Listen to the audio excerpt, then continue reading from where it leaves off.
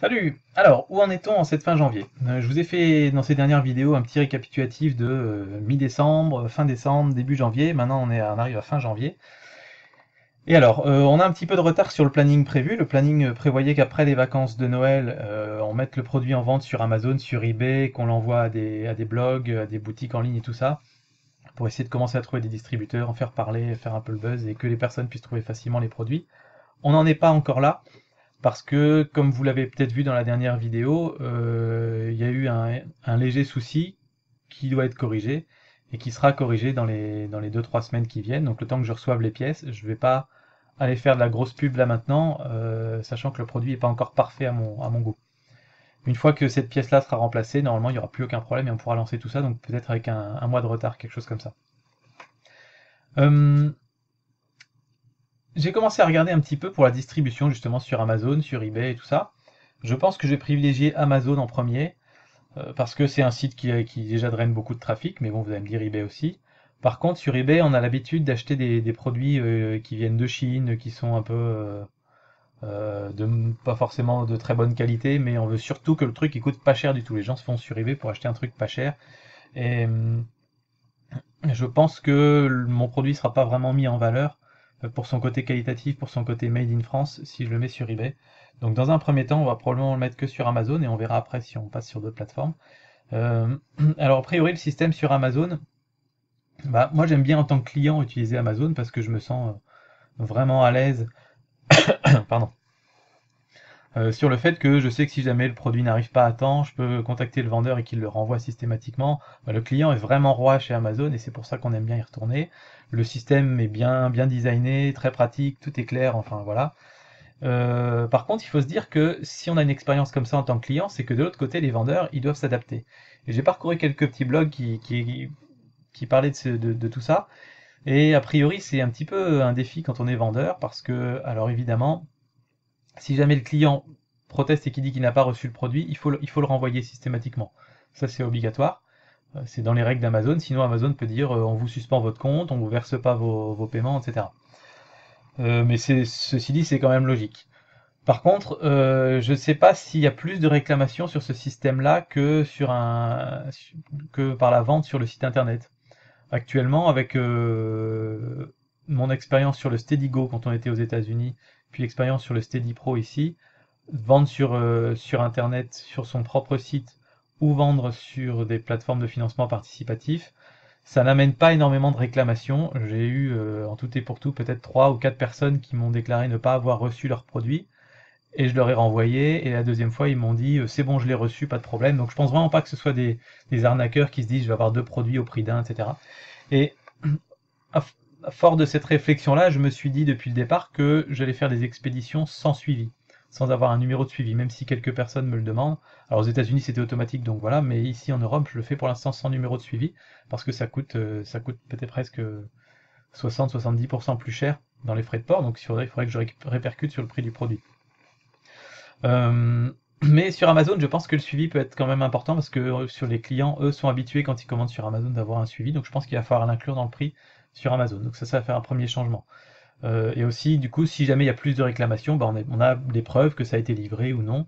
Et c'est quand même beaucoup plus clair.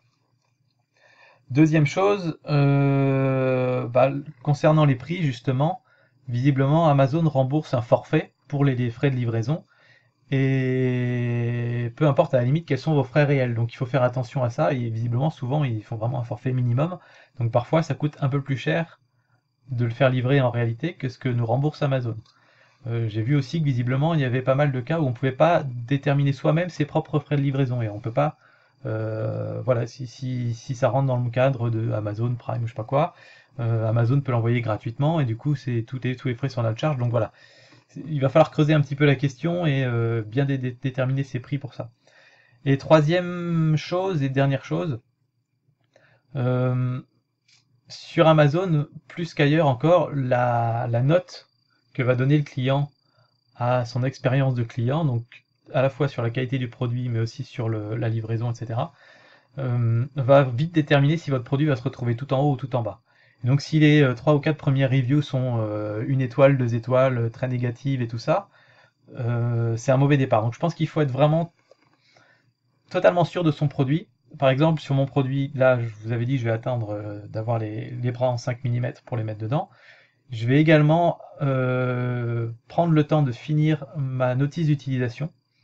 Pour l'instant, il y a quelques vidéos sur internet qui expliquent comment monter, équilibrer, utiliser le Steady Pro, mais j'ai pas mis de notice encore dedans, je suis en train de la rédiger.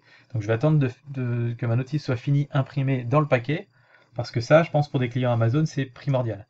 Voilà, des petits détails comme ça, il faut que l'expérience client soit excellente pour qu'il ait envie de mettre une très bonne note dès le départ et que votre produit soit propulsé jusqu'en haut. Donc tout ça, ça retarde un petit peu le lancement sur Amazon, mais je pense que c'est pour un bien. Ensuite, le fonctionnement, quand vous vendez sur Amazon, je m'attendais à ce qu'il y ait un fort pourcentage de la vente qui soit reversé à Amazon, et en fait j'étais étonné, c'est plutôt faible. Ils mettent à partir de 5%, alors je sais pas combien ça peut être, mais je sais que par exemple les catégories livres, DVD, tout ça c'est 15% et que c'est considéré comme énorme. Donc je sais que ça va pas être 10% ou 20%, ça va être 5, 6, 7% peut-être, du prix de vente total du produit. Ce que je trouve vraiment pas énorme du tout, je trouve ça très bien, en sachant que eux vont gérer tout ce qui est l'opération commerciale, ramener des clients et tout ça, moyens de paiement, enfin tout ça c'est géré automatiquement, donc je trouve que c'est vraiment bien. Et en plus de ça, ils prennent, alors selon les cas, si vous faites un compte personnel comme ils appellent, alors je sais pas si les entreprises ont le droit de faire ça quand elles débutent ou pas, mais en gros c'est, il prend 99 centimes par transaction, en plus du pourcentage. Et sinon, l'autre solution, c'est la solution professionnelle, où là, il prend 39 € par mois, et plus de commission par transaction. Enfin, il y a la commission de 5%, mais il prend plus 1 € par transaction. Donc ça veut dire que c'est intéressant à partir du moment où vous en vendez 40.